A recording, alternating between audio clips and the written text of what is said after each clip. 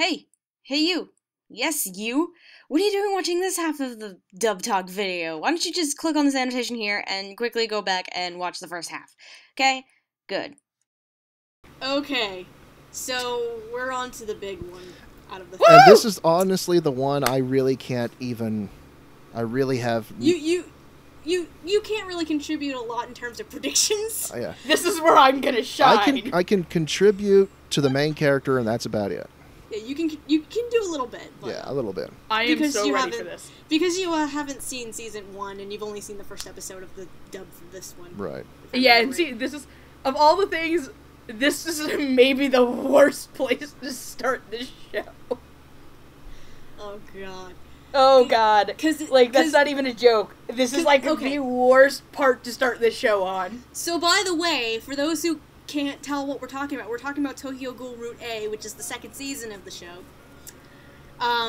Which is weird for me, because this and Yona of the Dawn, they're doing broadcast dubs for the second season, which is, weird, but, whatever. Yeah, I think Lauren on Double Talk, the reason, because a lot of people were asking them that very question, is why start with season 2? I think it was because they wanted to start fresh with all the content that was coming out right then. And that makes sense. They just... Tokyo Ghoul is one of their most popular shows, so they wanted to put it with the other two big titles that were going that season, so... Going by that logic, it makes a lot more sense. It makes some sense. I still think it's not a very good idea, because a lot of people who are going to be watching this who were waiting for the dub of the first season who are going to be completely lost, like myself.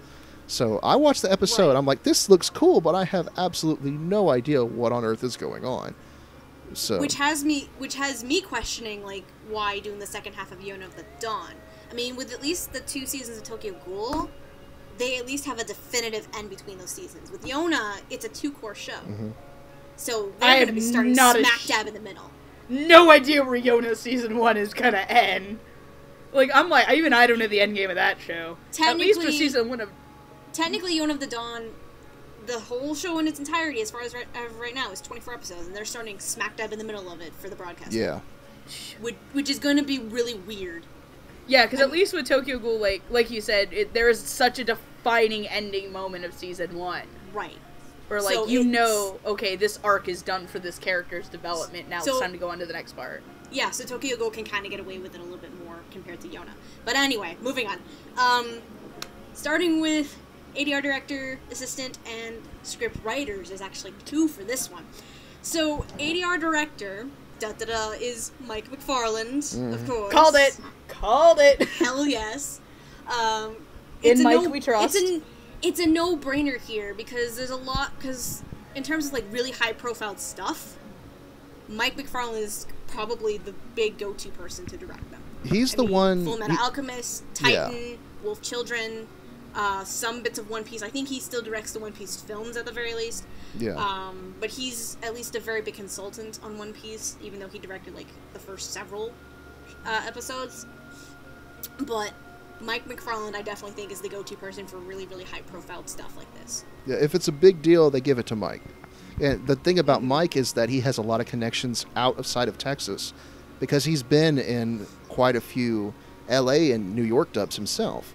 So he has those connections to bring in big names to be in the dubs. Mm-hmm. So that's one of the pluses of working with him. And I think what's going to make it even more wonderful, and what's definitely going to help McFarland in this one, is that J. Michael Tatum is helping him as an assistant ADR director. This is really interesting to me, because... It is. I've never seen him really... Has he directed anything before? He has. I remember he has. seeing that he has.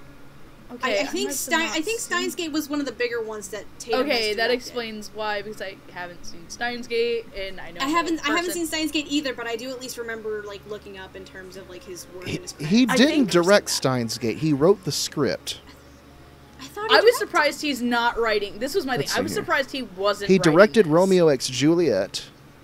Yes, okay. Yes, let's let Tatum direct that. That explains a lot.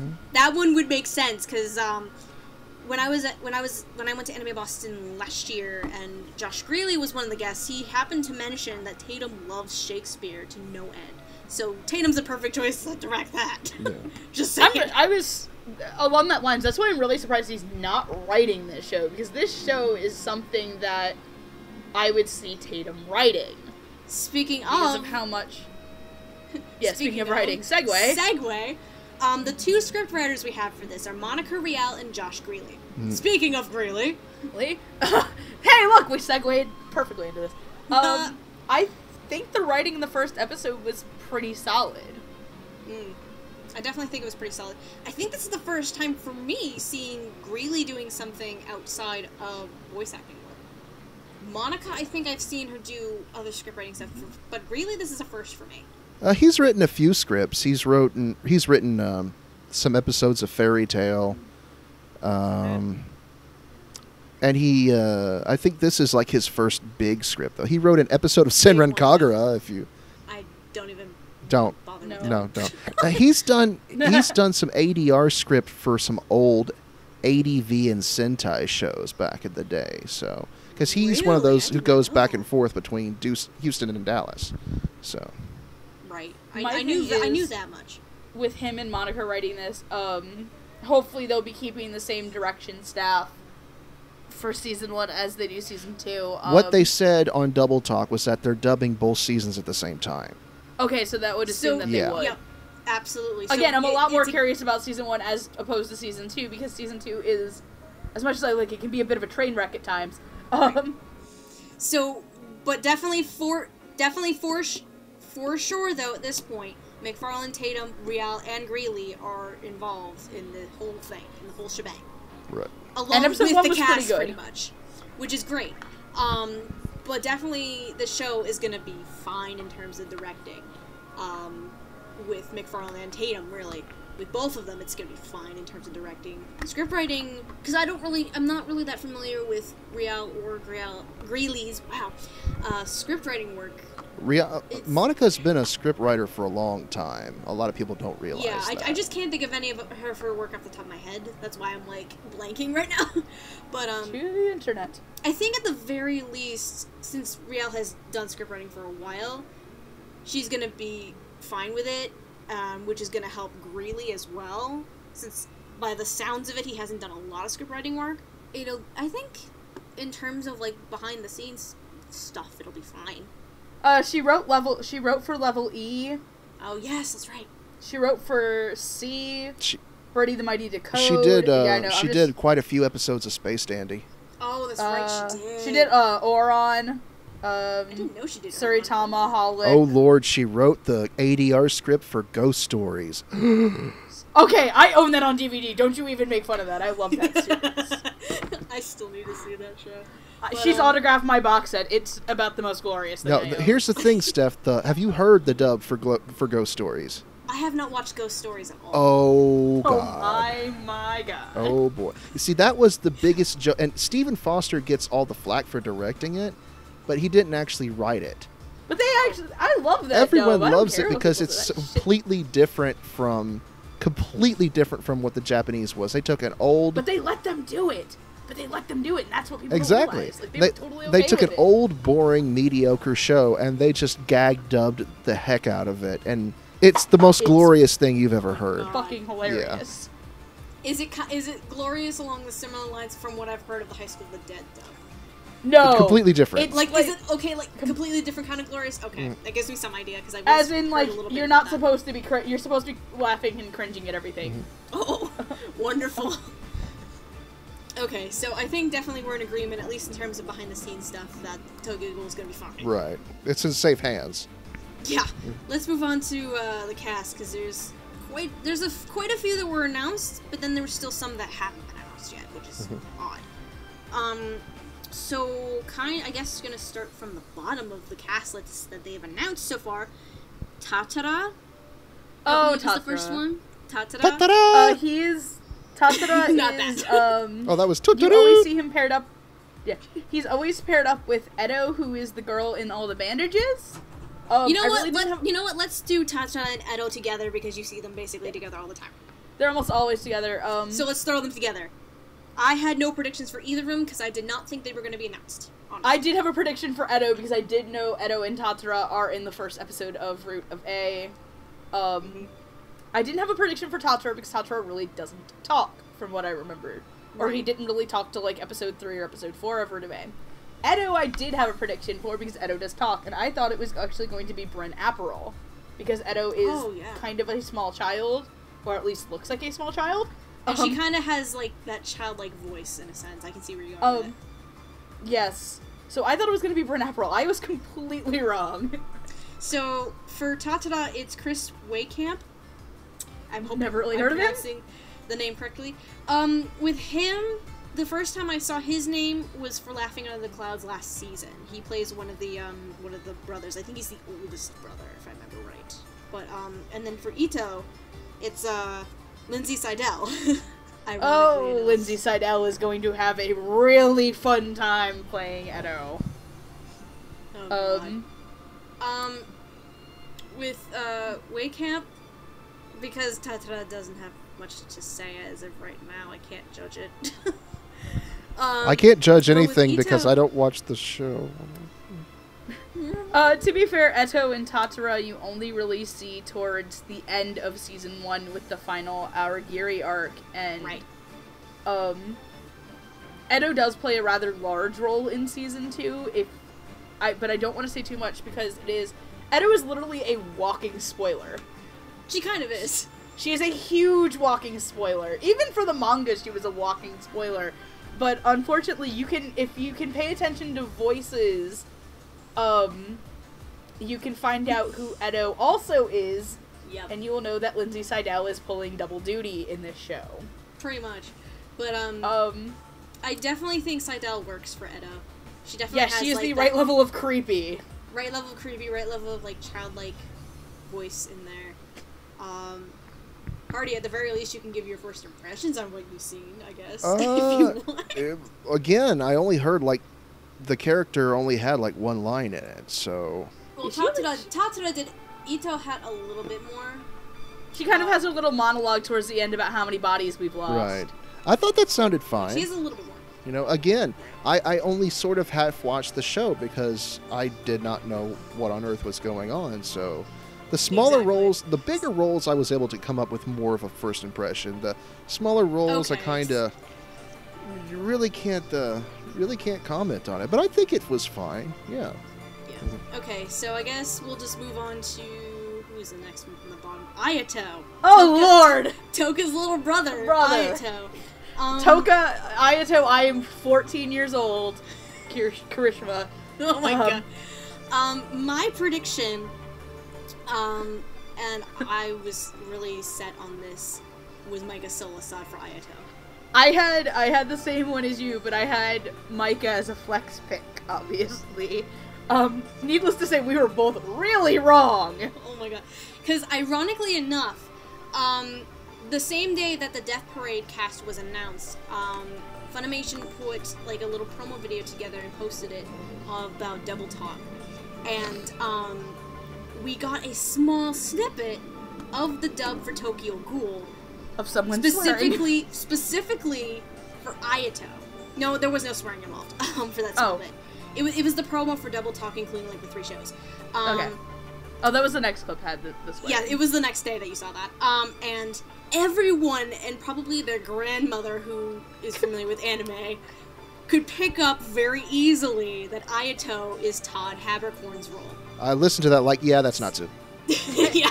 Like, I looked at it's the Natsu. It's the Natsu voice. I looked at the comments for that small promo video. I'm like, that sounds like a Natsu. The wild Natsu has appeared. I'm like, oh, good lord. Yeah. But definitely, you could see right away that was going to be Habercorn. Right.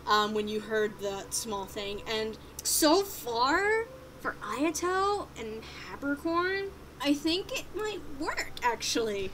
I'm actually kind of excited about it. I honestly, when I was watching it, I'm like, he sounds like Natsu. He sounds like he usually does when he plays that type of character.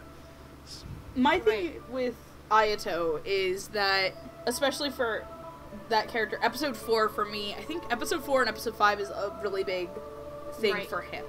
Right. And that's where Todd can't go full screamy, rampagey, rari. That's not what Ayato is in that episode. And that's what I want to see. I want to see him be able to tone it back, to be very tired and very quiet in that point. Because yes, it does involve a fight scene, but it's not a moment to be bombastic and it's not a moment to be very loud. I want to see Todd be able to do that, and I know he can do it. It's not that Todd can't. It's just that with the first impression I got of Ayato compared to Yukikaji's take on it, which was, I think Yukikaji balanced a little more of the character, but then again, this is coming into Ayato in the middle of a fight that started in the last season. This is very true. It's a bit different. True. My other big fear with Ayato is, despite being a younger male character, he cannot be the male with the highest pitched voice on cast. Full disclosure, and I'm really sorry to spoil this for you, Hardy, because this person hasn't been announced yet. There's another character, Juzo, that needs to be the highest pitched male. And Hardy, you might want to brace yourself for this one. Okay. The reason why Juzo needs to be the highest pitched male is that he is missing his equipment down below. Oh, he has no balls. Yeah. They were very much crushed. Oh, lovely. Yeah. This is something that was very much implied in the anime, outright stated in the manga. That's why I was very, very curious as to why they didn't announce Juzo. Despite him, he was in very, very little. He was the little white-haired humming kid in this episode. He was in there for 5 seconds. He was dragging. Yeah. I think he was dragging one of the He was dragging someone's body. Right. Out. If you remember that little guy. Todd cannot be higher pitched than whoever they play as in Juzo. That is my one other fear. I want to see Todd be able to rein it back in a little bit for Ayato's quieter moments.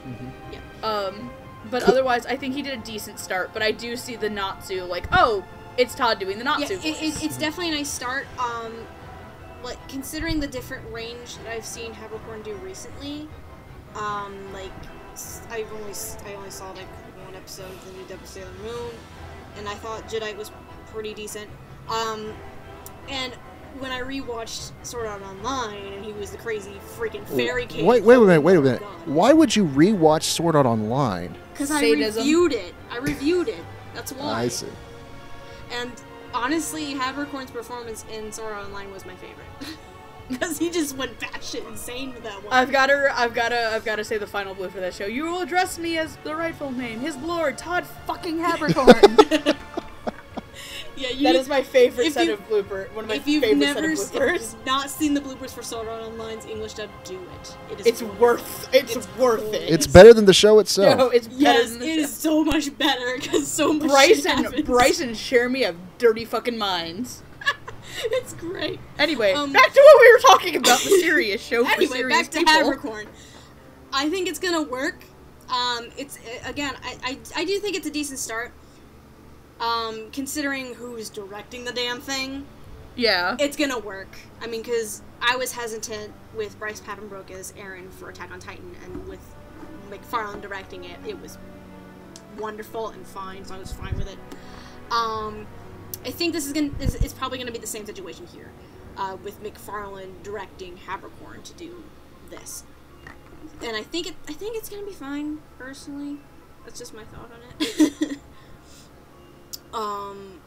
But yeah, that's Ayato in a nutshell. Who's next? Now who's next? Amon is next. Oh! This is an interesting one. I was so wrong on this. So was I. I thought it was gonna be Robert McCollum for Amon. I actually kind of wanted Matt Mercer to play him. But, I would have had Ian or Matt, or I did not expect this one. Yeah, because it's Mike McFarlane. Who's taking on Amon. Poor Mike. Did not see that coming. So much shit that's gonna happen to him this season. Lord. So much shit. Oh god, I don't know how I feel about his Amon too, because as much as you kind of see Amon in the first episode, he really gets his time to shine in episode 2. He comes in a lot more in the next few episodes. Yeah, there's a lot more episodes kind of directed towards the CCG as characters and introducing a bunch of people. Right. Including my favorite character who gets introduced in episode 2, on the human side anyway. I don't know how I feel about it yet, because Amon, it sounds so much more stern and like he's seen some shit in the Japanese. I'm hearing, for me, with Mike McFarlane right now, I'm hearing John Kirstein all over again. That's what I was about to say. That's my thing, and he doesn't need to be John. And Amon is a departure from John in almost every way. Mm-hmm. Amon knows what he wants to fucking do with himself. Right. John did not. Yeah. But that's what I'm hearing right now. Because, I mean, I rewatched Attack on Titan the past few months. So that voice is still in my head. And I love John to pieces, and I love McFarlane's performance of it. But right now, as Amon, I'm hearing John all over again, and I don't know how to feel. And it's weird because there's at least a 10-year age gap between how old John's supposed to be and how old Amon is. And Amon, he sounds very young and youthful. And there are points in the series, I believe you see it in season 1 when he first starts out, and you do see flashbacks to his childhood where that voice can work. I think he needs to sound... I think in season 2 there might be 1 or 2 times as well in terms of flashbacks I think where that can come in. Yeah, I know in season 2 you see the flashback to why he no like he ghouls. Yeah. You know like he... And quite possibly one of the most fucked up scenes in the show. Among many fucked up things. But I think he needs to get a little more, I think he needs to put a little more of a stick up his ass, honestly, for Amon. Amon kind of does have Amon does kind of have a stick up his ass. He kind of does, actually, which, yeah. He's so, he has his moments. He does get his moments sometimes, I think. Sometimes you kind of see him break the stern facade. But Amon is, like, vengeful fucking Batman points at points. I want to see him shove a stick up his ass. Oh my god. Did we mention... I'm not an actor, but... No, did we mention, ladies and gentlemen, that Megan obsesses over this show? And she has a lot to say. Like, I constantly. have no life. I have no life. You have no life. I've read the whole manga. I'm reading the current version of the manga. I've watched this.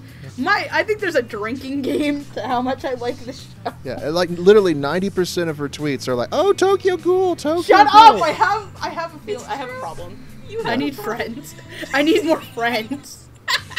When they're not subjecting me to JoJo's Bizarre Adventure. I don't know if blame. having us around is good, but I don't blame you, Megan, because like 90% of my tweets are all Master Keaton, and goats. And goats, yes. And goats.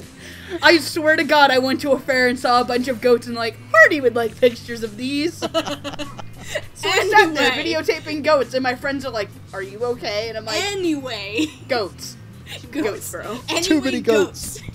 You can never have too many goats. Anyways, back to McFarlane and Amon. I think shove a stick up your ass. Shove it up there. Yeah, definitely. Like, I'm not hearing Amon. I'm hearing Jean. That's what I'm hearing right now. So I think there needs a little bit of work there needs to be done. Which, considering he's also directing the damn thing, and considering this is a broadcast dub, and he has a bunch of other crap he has to do, like, I'm hoping Tatum will say, "Dude, you need to fucking stick a stick up your ass." I'm hoping so too. Bite the bullet.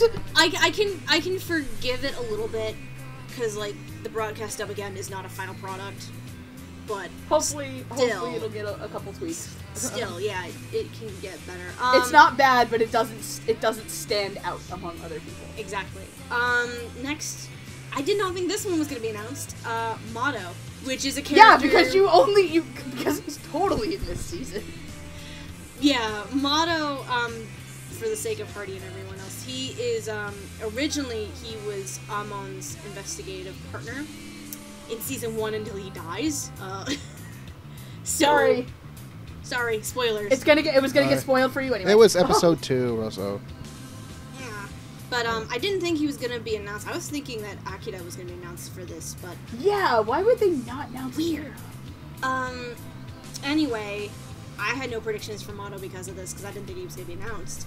I actually did have a prediction for Mado, because I did predictions for season 1 like a couple months ago. I thought it was gonna be Brian Massey. That would have been a great choice. Oh, my friends are like, what about Brian Massey doing it? I think it was Brian. No, wait. John Swayze. Whoops, Brian Massey was another character we had. Yeah, Brian Massey was Lad Russo, so. We had him for another character. Okay, so John Swayze was what? Okay, John Swayze, yeah, I can see that a lot better. We wanted, because we know John Swayze can be creepy. Which works, because Mado can have his weird moments. Mado is a creepy motherfucker.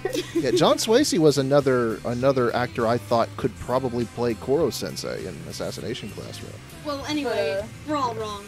Yeah. And I've never even heard of this guy before. It's Kenny Green who's playing Mado. I don't know who that is. Has anyone seen Desert Punk? No. A very long time ago, my mom found it. Why? He was the voice of Rain Spider. I have not watched Desert Punk in years. He is the guy who said, "There's a party in my pants and everyone's coming." Oh, that's perfect! Which, if you've seen Desert Punk, you understand that that's just the way that show is. So. I heard that show is really, really odd. Oh, it's great. I haven't seen it, but isn't that Eric Vale talking about boobs for like 26 episodes? Pretty much, yeah. No, you're the big Eric Vale fangirl. You would love it. Oh, God. I have to find it now. Oh, shit. Like, more than any of his other douchebaggy roles, Desert Punk is one of the douchebaggiest, and it's amazing. Yes! So. I will say what is he with me and douchebag characters that he plays? I don't understand. I think you have a problem more than I have a problem with Tokyo Ghoul. No. I probably at least have a similar problem with you and Micah Solasad. So, I think we're even there. Anyway. Everybody has one. Everybody has one. Yes. Anyway, we haven't heard Mado yet. At all. At least in this season. Right. Mado's a creep. As long as he's creepy and slimy and disgusting and you want to punch him in the face, I'm pretty good with it. Yeah. that's all I care about. Anyway. I wanted to hit Mado with the 2x4 at one point. Touka did it for me. Pretty much. I guess at this point, since we can't really talk much more about Mado, we can move on to Hinami. To little Hinami. Hinami is the little girl that you probably saw at the end of the first episode. Precious cinnamon bun, too pure for this world, Hinami. Hinami. Oh my, this poor fucking kid. My prediction for Hinami was Bryn April. It was her and Edo. I was like flip-flopping between the two of them. Right. For me, Hinami was a hard one, and then I think I talked to you about it, Megan, and you mentioned Bryn April. I'm like, yeah, actually, that would work. Yeah, that's who I said. I was like, what about Bryn April? She can sound like a small child. Mm-hmm. Krista was basically small, innocent child, too good for this world. Kind of.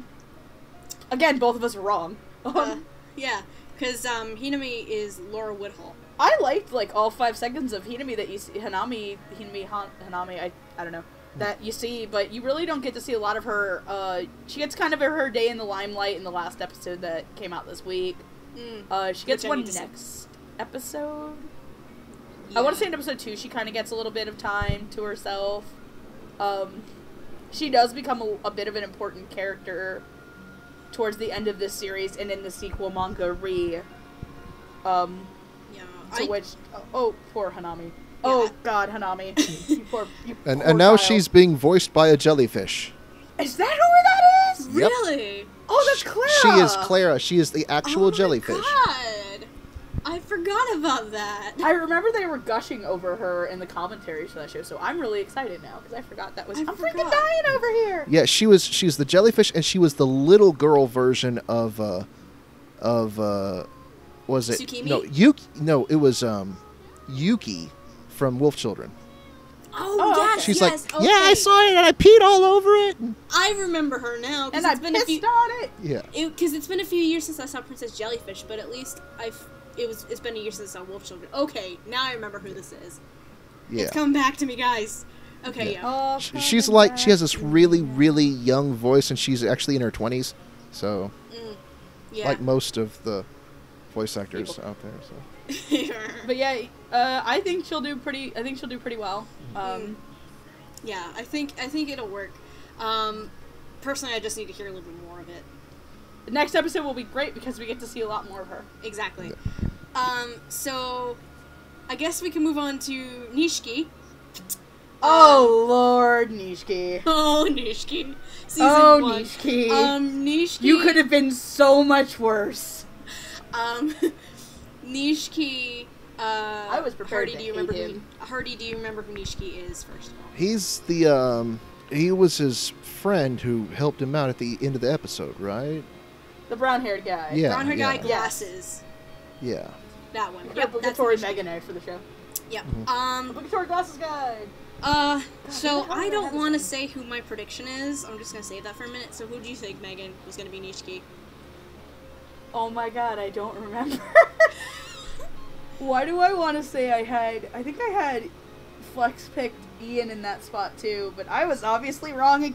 I got one person right in this show. I had one person right. I managed to get Nishiki right on the nose, because my prediction, as well as who ended up getting the role, was Eric Vale. Damn Mother of straight. God. Damn Mother of God. Straight. I got one Mother right. of God. Casting gods. Hey Eric, you want to play one of the biggest assholes in this show? Because I think that's actually, that's what the directors always say about all of his roles for the most part. They lure it on a fishing line and get him to come in the room. It's like, hey Eric, we've got a really, really douchebaggy asshole character. Do you have like a few hours? Like, yeah, sure. The thing is that, like, I really love Nishiki too. Like, he's such I do love Nishiki. Dick. He's such a dick in the beginning. I'm a weird person. Nishiki is one of my favorite characters, and like when I was watching through season 1, and especially the gourmet arc where Nishiki really comes in a lot more, the first person, like, I predicted it since that point in time. I was like, You're gonna be Eric Vale. I want Eric Vale to be Nishiki, and not just because he's the only voice actor I fangirl over, because I thought it would be a really good fit for him. I really hope in season 2, because he's been kind of more comic relief. Right. Granted, it's been fucking hilarious. But definitely. Oh God, I love when he's like, "Don't do your job, Hinami," and I'm like, "Nishiki, shut the fuck up." I really do hope, even though season 2 is supposedly not following the manga, which is almost utter bullshit. They're just changing like 1 or 2 things. I really do hope that they keep how Nishiki ends in the manga very much the same, and I am kind of hoping and praying that they make the sequel manga into an anime, because Nishiki is another big character in that, and will make you cry tears if you like him in that part. I am just, as of right now, excited to see Eric Vale's Nishiki for season 1. Oh dear God, yes, when he's kicking the shit out of Hide in that alley. When he's kicking the shit out of them, that whole big thing between, who is it? Him and Tsukiyama. And the girlfriend. I think it's, her name is Kim, isn't it? Kimmy, yes. That whole bit. Nishiki confirmed to be the only character in the series getting any. You see him shirtless once. I'm gonna bring that up. I'm sorry. But yeah, no. We need a douchebag, Eric, come here. And it works. Yeah, it works. Even though we haven't heard a lot from it yet, it's freaking natural fit. Damn fucking Who the hell straight. next is... Who's next on the list? Please let me be... Moving on. We're going to Hide. This is the one I got right! Say your prediction. For Hide, I had 2 choices. One was Micah Solasad, and the other... But I really thought he would have made a better Ayato, between the 2. My other one, I went a little bold for this one, even though probably was not going to happen, and I picked Bryce Paddenbrook for it. I went a little bold. Oh no, there's bold, and then there's my pick for Tsukiyama the first time. And what did you pick? The second I heard him as Connie in Attack on Titan, I said Clifford Chaplin needs to be Hide. And I was right. Because Hide is like a parakeet. Hide, do you know who Hide is, Hardy?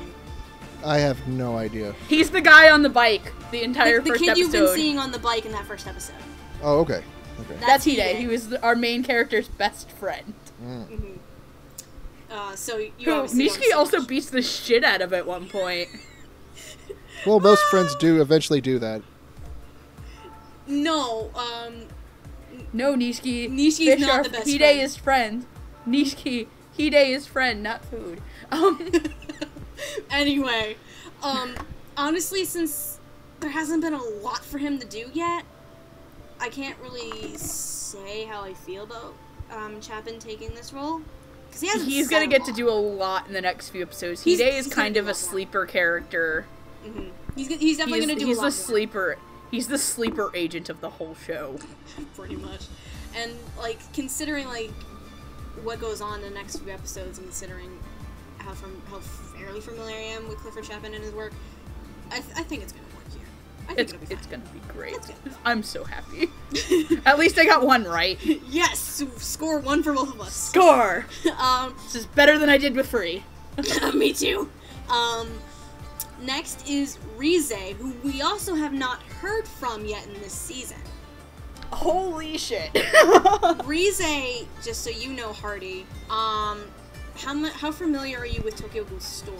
Just so I know absolutely. I know that there's some little kid who goes around eating folks, and a lot of people get eaten. And He's there's a lot also of... 19. Okay. It's not really a spoiler because this is like first 2 episodes of like season 1. It's like first 20 minutes. Yeah. Kaneki, the main character, he's originally human. But there's this woman that he kind of has a crush on. Her name is Rize, who is a ghoul. And the two of them go out kind of like on this date, and she kind of reveals that to him. And she tries chasing him down to eat him, but an accident occurs, causing her to die and Kaneki to be near death. So, but what happens is, he had to go through this surgery, this operation, and someone decided to transplant Rize's organs into Kaneki. So now he's a half-ghoul. I see. I think I heard... I think I read something about that, yeah. Right, and throughout at least the first season, Rize pops in and out of his mind and basically tormenting Kaneki, in a sense. Oh, Lord, I can't. So... I can't wait for... it'll be interesting. I can't wait for episode 1 of episode 12 of season 1. My pick was Caitlin Glass. I'll say it right now. My pick was Jamie Marty, because I thought it'd be fun. I picked Caitlin because I wanted to see Caitlin play dark. I wanted to see her go dark, and she didn't, and I was wrong. I picked Jamie mostly because I felt like her voice can be at least a little bit alluring and seductive, because she does tempt Kaneki at times, so I felt like that would work. But I was also wrong. It's Monica Rial. Holy crap. Well, this is gonna be a trip. It's gonna be a trip. Like, I've seen her do a variety of things, so this is definitely one of the more recent ones that is very different than what she's done. I wonder if she's gonna go, like, Chane, like, in terms of her vocal quality. Like, that's my thing, is, I don't know, because the Monica I'm used to is, like, her character in Assassination's Classroom, who's, not... I'm gonna eat your face off. Right. And tempt you. For me... You might want to listen to something, one of her performances in a show like Another, where she was very, very quiet and sort of this thing, so... Yeah, I need very to creepy write and... Another. Good, because that's what she needs to do. Yeah. However, I recently rewatched Razafon, and she is the lead for that. She is Haruka. So I know she can do different kinds of roles and different kinds of variety. So I am very interested to see where this is gonna go, because I feel like she can do it. Let's see, who is next. I don't even remember who this one is. Yamori. Oh, that's Jason. That's torture time. That's Jason. I didn't think he was gonna be announced. This is who I thought Brian Massey was gonna be. That's who I wanted on him. Okay. I wanted Mr. I eat gravel and motor oil for breakfast. Oh god. Jason, for the sake of Hardy, Jason is basically why episode 1 is why episode 1? Okay. He's seen as like this major antagonist throughout the first season. And we'll just say that by the end of the first season, Kaneki goes through a major change, and Jason is one of the biggest reasons for that. I see. Okay.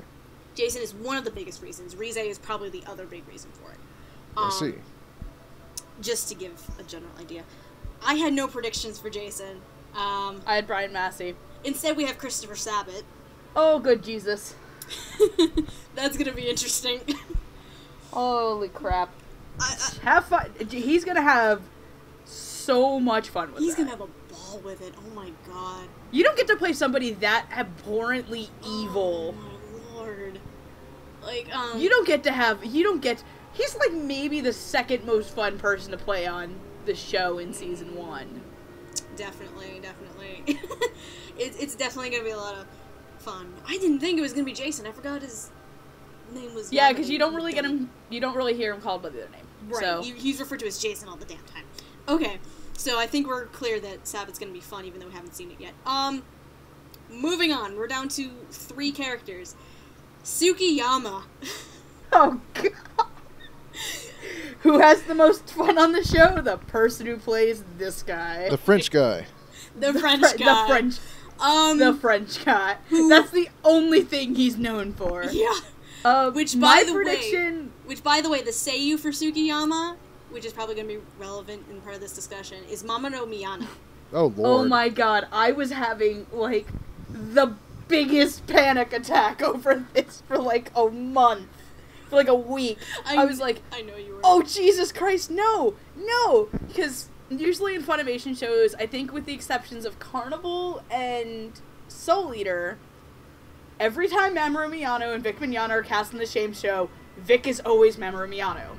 So we call it the Mam's Curse. The Mam's Curse. We call it... my friends, Kenny, Stephanie, and I have another friend named Stephanie, by the way. Hooray! Called him Mams for short, because it's easier to say than Mamoru Miyano first, so we call him Mams.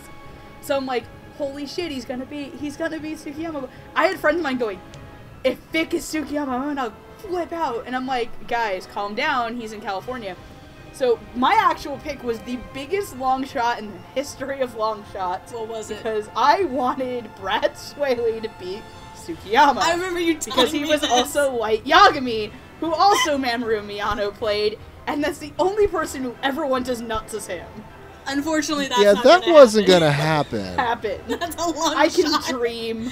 I can dream. In terms of my prediction, which was a little bit more practical, I was thinking Ian Sinclair. I was happy to be wrong. Personally, for Ian Sinclair, I would have thought of been an interesting choice. Definitely very, very different from what I've seen him do. Either way, it was going to be hilarious. It was going to be great. But I think we're going to get something rather wonderful and enjoyable because the Mam's Curse has been broken by Mr. J. Michael Tatum, who's going to be playing Tsukiyama. Sweet, thank you. And the best part is they literally didn't change a word of dialogue from him in the first episode. Yeah, pretty much. Makes sense to get France himself to speak French. Yes! I forgot he was Italian. I cannot wait for him to do season 1. Because there are moments where, oh my lord, Tsukiyama. Okay, and there are a little bit of problems with his actual manga version where he's actually a developed character and not a running gag. Just to give a little bit of context to Party, Tsukiyama is this thing in the Ghoul world called a gourmet, where oh wow, yeah, where they kind of what's the right way to put it? They eat healthy people. No, they capture people, put them in a little ring, and then they take this big thing called a scrapper, make them chase them around for their amusement, and when the scrapper catches them, he cuts them up, and then they eat the people. Oh, lovely. And Tsukiyama specifically is really, really interested in, like, high quality, like, potentially high quality tasting things. Meat. Exactly. To put it quite bluntly, he is after Kaneki's ass. Oh. Because Kaneki, like we told you before, is a half ghoul. So he gives off this really specific and particular, like, scent or potential taste that Tsukiyama is obsessed over. Ah. And season 1, the gourmet arc specifically, where that comes in, you oh my god. There's a moment. It's a weird fucking arc. There is a moment, where I don't remember how he gets it. He gets this handkerchief that has Kaneki's blood. It's because he cuts his Kaneki's talking about Rize. He crushes the thing. Kaneki helps him and cuts his hand. Right, that's what it is. And he has this handkerchief with Kaneki's blood on it. And there are a couple of scenes where Tsukiyama is really like sniffing it and like, oh my god, he's like it's a drug. Like it's a high for him. It is. It comes back, by the way. Oh no. It comes back 10 times worse. Oh, no. But for Mamoru Miyano, it's, oh my god, it's definitely interesting to see. It is about some of the funniest shit thing you'll ever listen to. And now that like, Tatum's doing it, you'll be in hysterics. And now that we're gonna see Tatum do it, oh my lord, I am done. Now it's gonna, instead of being like broken French, it's going to be actual French. All I can envision is France from Italia going, "I want to lick it." Oh, Pretty Lord. freaking much. That's probably how this is gonna play out, and it's gonna be wonderful. Honestly, Tatum probably was an obvious choice for this, but I'm glad it was him. It is going to be some of the most entertaining one of the most entertaining performances I've seen out of him in a long Oh time. my god, it's gonna be fantastic. Outside of France, like kind of comedic and kind of dramatic, because there's some pretty crazy shit that happens to Me him. too. That and Ray for Free Eternal Summer, I think, are gonna be the two that I Oh, get the most amusement out of. In a Ray while. from Free. You mean animated J. Michael Tatum? Pretty much. Pretty freaking much. So, as you can tell, our first impression of Tatum is, oh my god, it's wonderful. 1, 2, 3, 4, 5, 6, 7, 10! Yes! He doesn't even say 10 in French, he just yells 10. 10. Which doesn't matter. It's still wonderful. Fuck it, it's Tsukiyama, let's go. Let's do it. Okay, moving on. We got 2 left. Let's move on to Touka, who is... I thought it was gonna be Trina Nishimura. My first choice was Trina Nishimura, too. However, I did have a second choice, who happened to be cast as Touka, and it was Brina Palencia. I was wondering where her. she was this broadcast dub season, because I had a lot of different people who I think she should have played, and she hasn't really been in much for the broadcast dub season this time. Right, but we still got to remember there's like, let's see.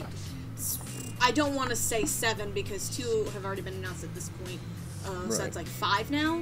There's still 5 broadcast dubs that haven't been announced yet. 5 dub announcements anyway.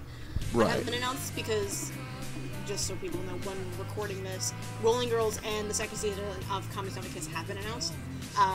And World Break. I did not see that one. I will have to look at that one later. Yeah. But Brina Palencia is an obvious choice here. It makes sense to throw her in here as Touka. It's like archetypes for Brina character. Touka fits right in. Pretty much. And so far, I like what I see from her.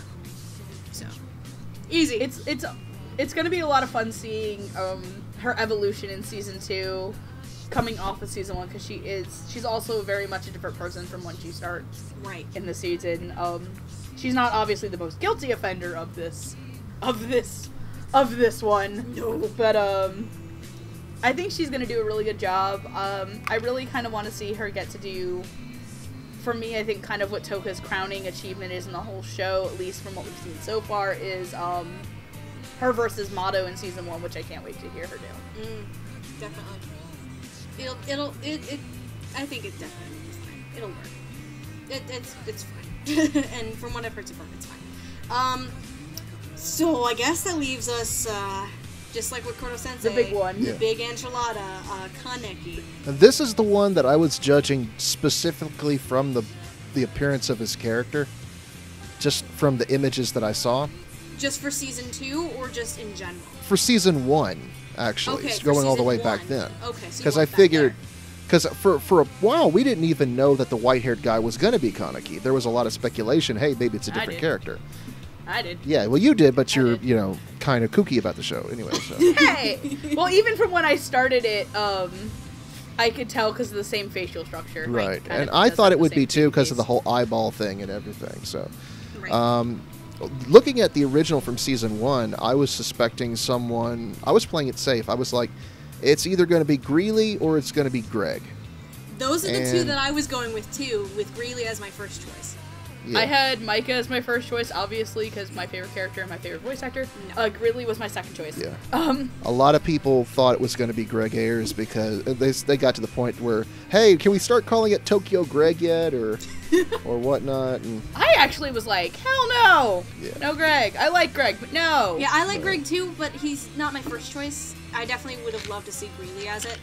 However, we're all wrong. We are so very, very Vaguely wrong. Oh my lord. Because for Kaneki, we have Austin Tyndall.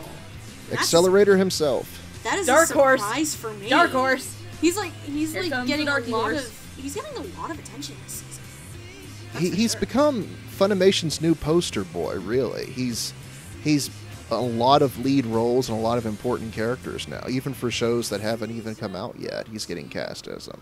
Right, because, like I said, he was announced at least like a month ago or so to be leading male for Defrag, and we just talked about him playing Karma for Assassination Classroom. So he's definitely getting a lot more recently. For me, in terms of Kaneki, again, I was really hesitant. Because the only other thing I've seen him do that really stuck out in my mind anyway, was Guilty Crown, and I didn't really like him as Shu. Marco, since I completely had forgot that he did Marco from Attack on Titan, was a lot better. I thought it was a lot nicer. But from what I've seen so far, I don't know how to feel. I'm still iffy on it. I thought it worked for this version of the character because, at least from what I was able to tell from this one episode that I watched, is Kaneki he's gone through a lot of severe trauma. Yeah. And you could tell that he's gone through some serious stuff, and it's affected him in a really dynamic way. And like I said, that is where Tyndall shines, is when he has to get crazy. Or when he has to just wig out. And I think it'll work. What I'm hesitant about is going back to season 1 and having him play babyface Kaneki. Right. Whether that'll work or not. That's another one of my worries too, seeing how that's gonna, seeing where it is now, it looks like that progression's gonna be fine. But going back to the beginning is gonna be interesting to see. Right. No, I think because when looking at this version of Kaneki, I really am reminded a lot of Accelerator, and I think it'll work for this season. But I'm worried about season 1. Yeah, that's for me. I think I am really used to Natsuki Hayane's screaming. He screams a lot. So rest in peace, Tyndall's vocal cords. But even from the first episode of the show, season 1, episode 1, his voice goes through, so many minute changes just from that episode, to me. Yeah, he does. And he does go through so many times where you have him being quiet, you have him screaming, you have him freaking out at situations, you have Kaneki crying. He doesn't really kind of settle down. Every time he seems to settle down, at least in season 1, something fucking insane happens to him. And then you get, for me, which is gonna be the biggest test for Tyndall, aside from maybe episodes 5 and 7 of this season, is episode 12 in season 1, which is the whole shebang, the whole reason why we get this the very tired, very kind of gravelly Kaneki we see in the first episode. The broken one. The broken human being. The broken ghoul being that is Kaneki Ken in season 2. But it's gonna be really weird because I'm so used to the Japanese performance, and I love that performance, and I really liked Tyndall. Yeah. I'm not as familiar with him, so I think I'm coming into him on a different perspective because I really only know him as Marco, and Marco was very innocent and very soft-spoken, if not full of conviction for what he was doing. For me, it's, can Tyndall do someone like that, but with the conviction, a different type of conviction to the character. Yeah, right. Just speaking as a newcomer to the series, I honestly, if it had been me, I would have cast Josh Greeley. I would have. I think because we know that he can start from babyface and go to that just broken human being. Oh yeah, we know he can do that. Yeah. I think he did it in a very small episode of Carnival, even, and I was like, holy shit. Mm-hmm. Which reminds me, I have to rewatch the series. Yeah, sorry, I keep bringing that up. It's kind of the last thing I watched all the way through. It's just, you really have, for me, it's, can he do the broken human and do the less broken human? Because I don't know how Mike's gonna direct them coming in, whether starting with season 2, and once you do get to episode 12, you do kind of see how much of a broken human Kaneki has been the whole time. He's not he's a lot more than his face value. As are a lot of characters in this show. What's going to be interesting is that because they're dubbing both seasons at the same time, there's going to Can be he switch back so easily? there's going to be a lot of flip-flopping of the character, and that's going to really be a challenge for the actor. Especially for Kaneki and Tyndall. I mean, because, like, with characters like Tsukiyama or Hide or even Hinami a little bit, they kind of stay rather consistent. But with Kaneki... But characters like Kaneki, Amon, Touka, even Touka... Touka does do a little bit of a flip. Nishiki, like, a tiny, tiny bit. Like, he relaxes a little bit, but Kaneki is the big one that's going to be a tough one to try and flip-flop between the two seasons. That one's going to be a huge one for him to try and contain and master. Especially with season 1 being more along the lines of the final product, while this one's kind of, well, this season's just like the rough idea and rough sketch of it in a sense. So it's going to be difficult to try and, for him, I guess, to like switch between the two, which is also why I'm kind of like, for us to see this show, and for it to be season 2, it's kind of a rough area to really get an impression on the dub floor. In a lot of other shows, I think that it would have been maybe okay. Not a smart thing, but I think it could work. Like Yona maybe not so much, but at least her transformation kind of comes, or at least the start of her transformation, it's a lot more gradual. It's not so abrupt. Right, and it happens more early on, rather than Kaneki's is... This one, like, the whole of season 1 is, like, leading you up to this huge climactic crazy fuck train. Right. That is what the hell happens to this kid. Yeah. So basically it's going to be really interesting to see how he flips between the two, and also how the direction, at least in terms of this broadcast, of where Kaneki is going to go. Right. Well, at least it's in good directorial hands. We know that. The people working behind the scenes. If all else fails, believe in Mike McFarlane and Ribbit. Believe in the McFarlane train. Right. Believe in McFarlane. That's all we need to know. So, I guess that pretty much covers all 3 shows, even though it took us forever to get through them. 2 hours, man. It's my fault. I have a horrible, I have, like, horrible, like, yeah, you do. I'm gonna have fun editing this down a little bit. But, anyways. So those are our thoughts on the cast announcements for Assassination Classroom, Death Parade, and Tokyo Ghoul Root A, including first impressions of these first episodes of the broadcast dub. One more thing. What was between the 3 for all 3 shows? Okay. Favorite character, favorite actor. Oh God. Because I can tell you what mine is right now. What is it? Obviously, it's Koro Sensei. Obviously, it's Koro Sensei. I don't want to go stereotypical fangirl saying I pick Nishiki. I was gonna be like, you're gonna pick Eric as Nishiki. He's up there, but I would have to say for sure though, definitely between Sunny Straight's Koro Sensei and Alex Organ's Deco. Those 2. Right. Yeah. But Nishiki is up there. I would probably say Alex Organ's Decum actually was my personal favorite.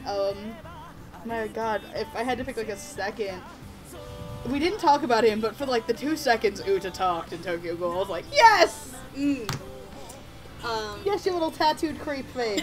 Because there are some in Tokyo Ghoul that haven't been announced, but we've already talked long enough about everything. A lot about it. So, we're gonna cut it. My feelings towards that character can be summed up in angry screaming. Pretty much. But, anyway. If you have any thoughts on these dubs, let me know in the comments below. If you have any suggestions for dub announcements or dubs for me to look at again, let me know in the comments below and all this shenanigans. Thank you to Hardy and Megan for joining me and crashing this little party. Thanks you for inviting me. Thank you. This was a lot of fun. Sorry I stammered and got my words all wrong sometimes. It's okay. I'm sorry I fangirled incoherently. Yeah. It's okay, because with this, it's not exactly scripted, so ramblings happen a lot. So I don't blame you. And maybe we can have fun again in the future. I do at least know Megan, because we do have a bet going on with Noragami. Oh, yes, we do. We definitely should for that, at the very least, when that comes up. But, Oh, good. I'm gonna probably owe you food. I'm probably gonna owe you food by the end of this with my track record. Yeah. And I know you and I, Steph, still have something to work on in the future on a review you're doing. So yes. look for that. I wonder what review it is. wonder- Gee, I wonder which one. If you've seen the trailer video that I made, and you know Hardy well, you already know what it is, but I'm not going to say it for those who don't know. But, I'll admit I openly kept voting on that because I wanted to subject you to watching Trinity Blood. Oh my god. Trinity Blood did not happen, though. But anyway, yeah. Thank you guys for joining me. Maybe we can do this again sometime, and it'll be fun. Yes, and yeah, this was a lot of fun. I think that's it we have for today. And this video is gonna go on long enough, so we're gonna end it here. And so, say your goodbyes, I guess. Keep it manly. Goodbye. I'm bad at these. It's okay. Until next time, guys, otaku on, my friends. Otaku. 挙動不審のイノセン駅前にて